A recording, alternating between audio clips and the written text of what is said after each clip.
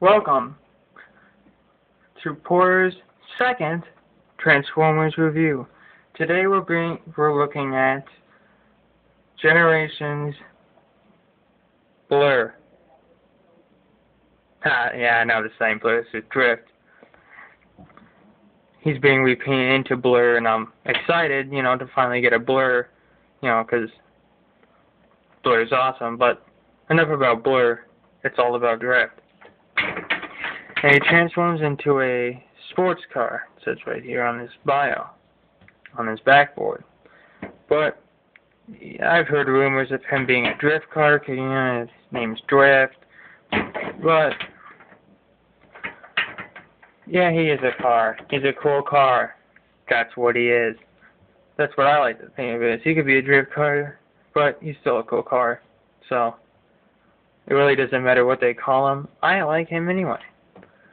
He's some unknown car. Anyway, nice transparent blue windshield, except for the back, which is nice shiny color. I like that. It's better than Universe Prowl's brown. It doesn't really match the windows, but his paint problems with that figure is all over the place. His review, well, I have him and I modified it a little bit, so it's hope, they get better paint, I guess. Well, enough of my rambling. It's gone to him.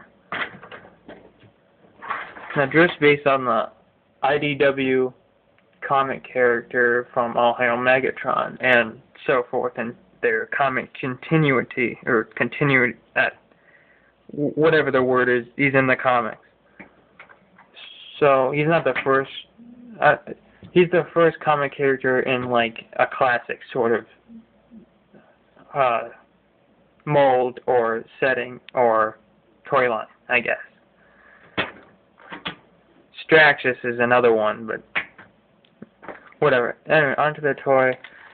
He's got nice Japanese looking rising sun, and my camera just fell over. It's not good. Nice Japanese logo right here. I think that means samurai. Everybody's saying all kinds of different stuff on the internet, like on the TFW boards and Cybertron.com and Unicron.com. They say it's Drift, it says Drift, they say it says Samurai. I like to say it's Samurai. I don't know if it does or not. That's just what I like to believe. So, pardon me if it doesn't say that. Maybe they just made it up for the toy. I don't know. But it's cool. I like it. It's there. So, yeah. Sword stands nicely, or clips in nicely here. And mine's not starting to bend yet. And it can bend, but it's not like Bludgeon's sword where he'll just be like, oh no! But, I probably shouldn't have done that. But this one needs force to bend, so don't try to bend it on purpose. Just watch where this is. Know where it is at all times, and you'll be fine. It's got Japanese writing on it, too, so.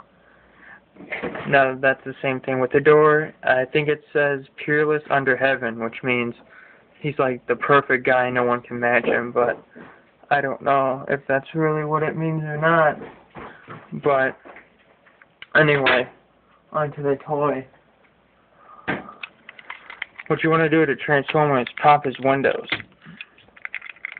My brother just walked in the room. What's up, Nick? What up? Split his hood. See his head right there? Hello. Flip his arms out. Flip his hood panels over and up over his shoulder. Well, they're going to be his shoulders, so just keep that there for now. What you want to do now is just put that like there and flip this out. What I do now is I split the legs. Now, the joint here is like a sliding joint, but mine, for some reason, after a while of transforming him, it just pulls apart. So, whatever, it doesn't really matter. He's got all these joints in here to keep him locked in, so that's alright.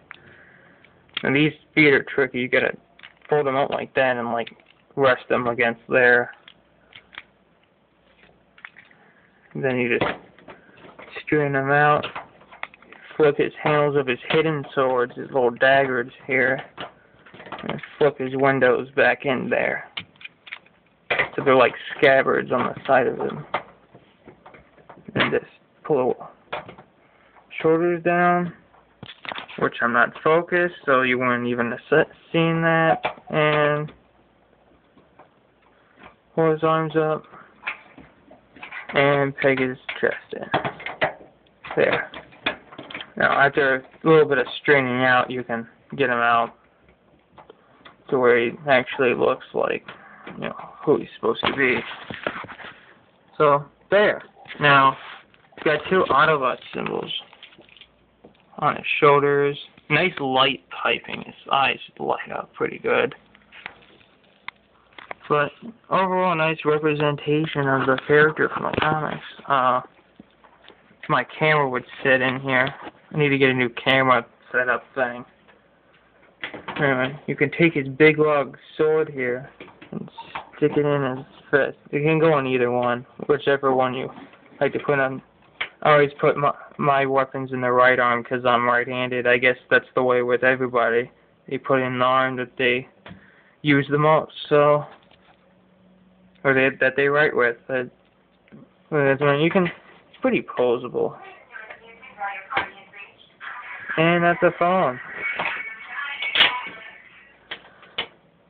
Sorry about that. That was some noise.